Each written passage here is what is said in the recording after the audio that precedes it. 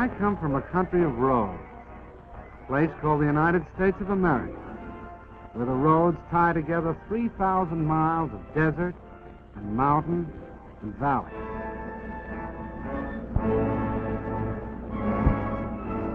Because of the automobile, Americans who live 100 miles from each other are as close neighbors as the man next door.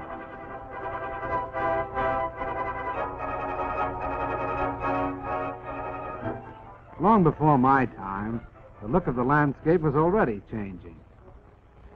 Men were dreaming about new cities of long avenues and wide spaces to live in. These cities were planned. They were even built. But in miniature, only. Because this dream, like every other dream of a free people, was threatened,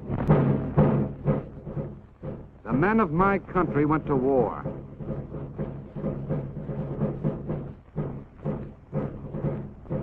The automobiles of the times of peace were stopped. They were stored away for the duration.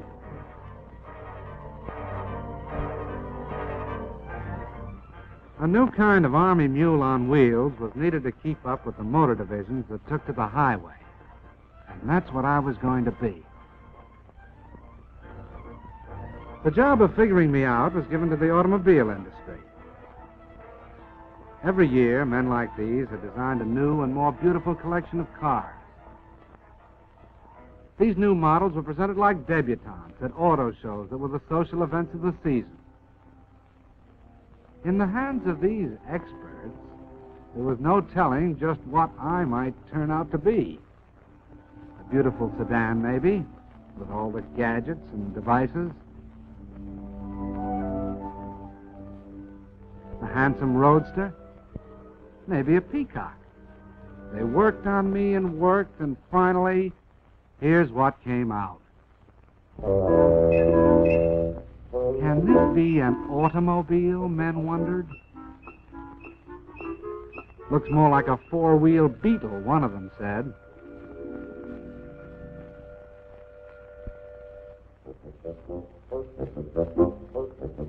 No, I wasn't too proud of myself back there at the start when the Army first looked me over. Then they sent me out on the road. They tried to drown my motor, but my ignition was set too high for that. They tried to break my back on roller coaster roads. When I held together, it looked as if the Army and I might somehow get along, because they gave me a nickname. From the words general purpose, they took the G and the P. They called me Jeep. It sounded more like a noise than a name. Then it really began. I was sent out on maneuvers. This Army was getting tough. Could I keep up with them? Was I good enough? How did I know? All I could do was keep my fenders straight, my gears grinding, and hope for the best.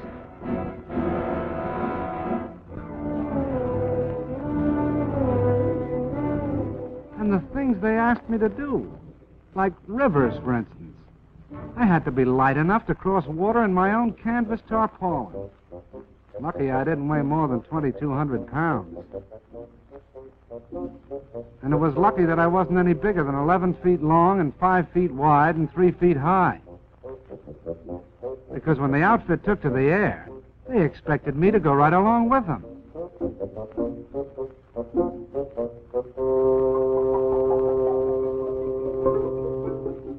One day it'd be airplanes. The next it'd be a transport glider. And if I wasn't riding in them, I was pulling them up into the sky. Lucky I was 60 horsepower strong.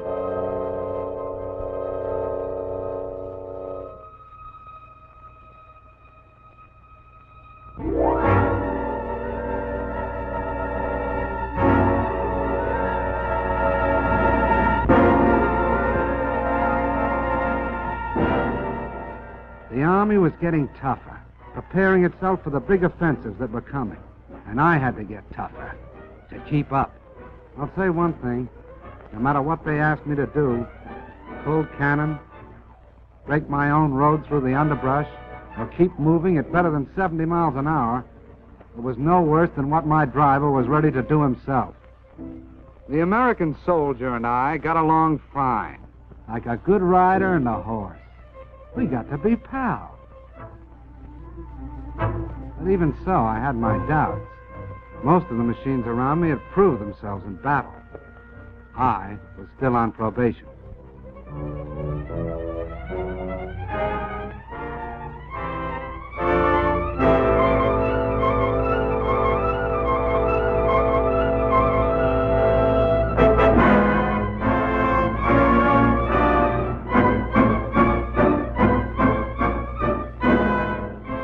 I did about everything a machine could do to stick with that army.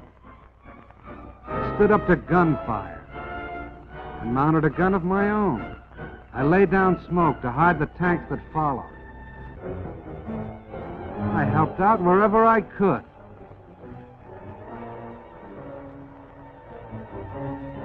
I even learned how to splash across rivers.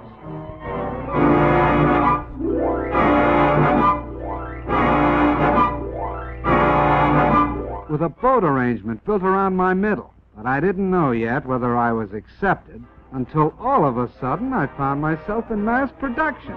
It meant only one thing. I was a success. I was getting turned out 1 every 2 minutes. 30 Jeeps an hour. What do you think of that? All of a sudden, I found that I was a popular kind of character. I was marching right up there in front with the band. I was meeting movie stars, and we went out driving together. We sold war bonds right down the streets of Washington, D.C. itself. I was a success. I got all set to go traveling. They credited me up for shipment overseas to do the job I was built for.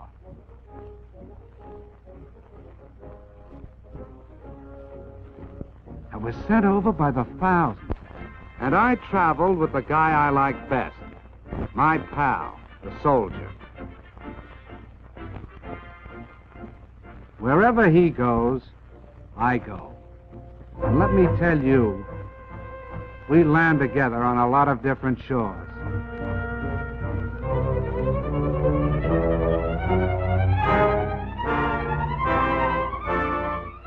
I went to work in the South Sea Islands. I fought mud in North Africa. I went sightseeing in Egypt. And in China, I teamed up with General Stilwell, with General Chennault and his Flying Tigers. I kept from freezing up in Alaska and from boiling down in Timor. I traveled with General MacArthur in New Guinea. I was a success. I hobnobbed with famous people like Wendell Willkie, with King George, and Queen Elizabeth. I went out with presidents. I was with Mr. Roosevelt in Casablanca. And I was part of the victory in North Africa. I was a success. But the thing that makes me a success most of all is this. I've made a friend. I mean the soldier. Wherever you see one of us, the other won't be far behind. And that goes for now, when we're fighting together, and for after the war, when we'll be building together. Because the rumor is going around that the Jeep is here to stay.